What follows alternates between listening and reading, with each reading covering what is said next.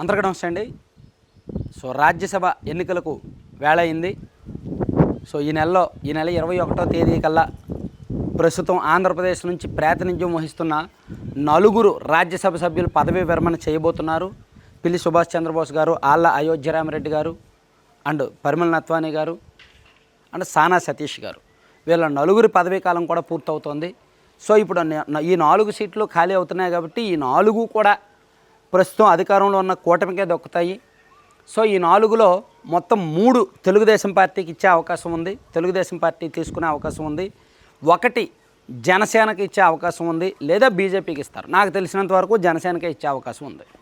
So జనసేనలో ఎవరికి ఇస్తారనేది మనం ప్రస్తుతం మేబీ లింగంనేని రమేష్ గారి పేరే 99% వినిపిస్తోంది. లేదు అనూహ్యంగా బీజేపీ వాళ్ళు తీసుకోవచ్చు. ఇక టీడీపీలో మాత్రం విపరీతమైన ఆశావాహులు పోటీ బాగా నెలకొంది. సో ఎవరికి ఫైనల్ అయ్యే ఛాన్స్ ఉందంటే కిలార్ రాజేష్ గారి పేరు దాదాపుగా 99% కన్ఫర్మ్ అనుకుంటున్నారండి. ఎందుకంటే లోకేష్ గారికి అత్యంత సన్నిహితుడు కిలార్ రాజేష్ గారు.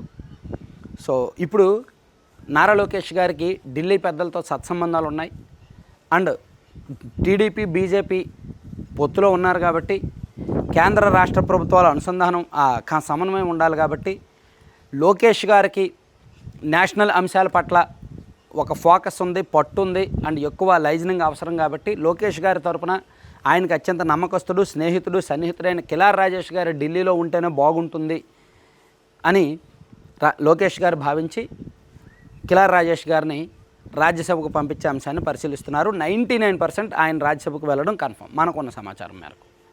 ఇక మరొకటి చాలా ఆప్షన్స్ చూశారు.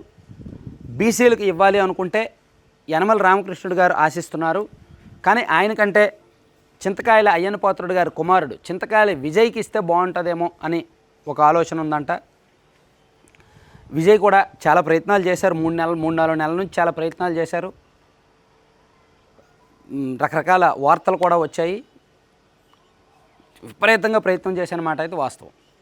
అయితే ఇప్పుడు ఆయన పేరు ఎందుకు పరిగణలోకి తీసుకున్నారంటే ఆయన కూడా గతంలో 2019 నుంచి 24 మధ్యలో పార్టీ ప్రతిపక్షంలో ఉన్నప్పుడు ఐటీడీపీని కోఆర్డినేట్ చేసుకొని ఆ వింగ్ ఏర్పాటు చేసి సోషల్ మీడియా టీంకి సారథ్యం వహించి సో పార్టీ తరపున చాలా స్ట్రాంగ్ వాయిస్ వినిపించి ఒక టీంను లీడ్ చేసి చాలా కష్టపడ్డారు.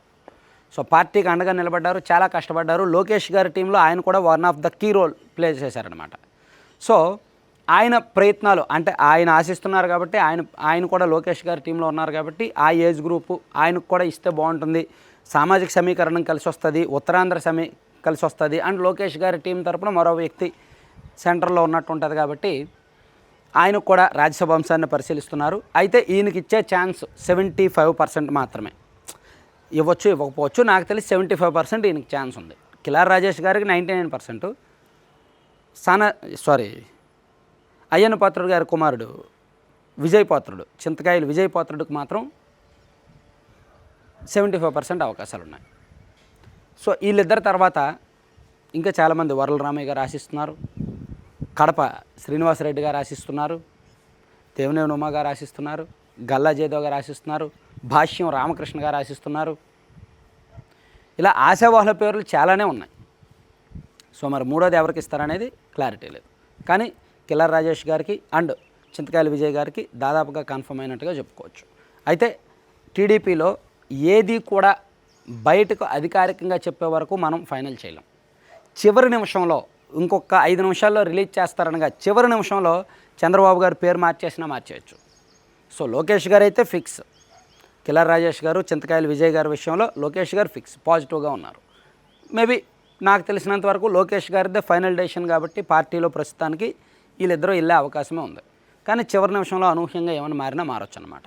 సో ఇంకా మూడో వ్యక్తి విషయంలో కూడా రకరకాల చర్చలు జరుగుతున్నాయి, సంప్రదింపులు జరుగుతున్నాయి. దాదాపుగా ఒక 12 మంది ప్రయత్నాలు చేస్తున్నారు, లాబింగ్లు చేస్తున్నారు, వెయిట్ చేస్తున్నారు, చంద్రబాబు గారిని కలుస్తున్నారు, లోకేష్ గారిని కలుస్తున్నారు. సో ఎవరి ప్రయత్నాల్లో వాళ్ళు ఉన్నారు. చూడాలి ఏం జరుగుతుంది.